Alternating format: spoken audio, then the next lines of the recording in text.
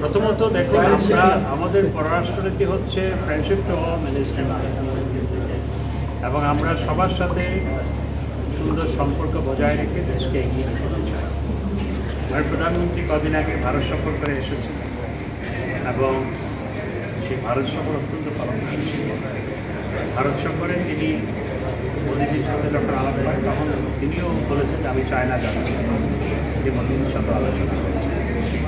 এবং চায়না আমাদের বড় উন্নয়ন সহযোগী দেশ, আমাদের ইনফ্রাস্ট্রাকচার বিল্ড আপে এবং আমাদের নানা ক্ষেত্রে বঙ্গবন্ধু টানেল, পদ্মা ব্রিজ সহ বঙ্গবন্ধু কনভেনশন সেন্টার সহ অনেক আইকনিক স্থাপনা চায়নার অর্থায়নে এবং চায়নার কন্ট্রাক্টের মাধ্যমে।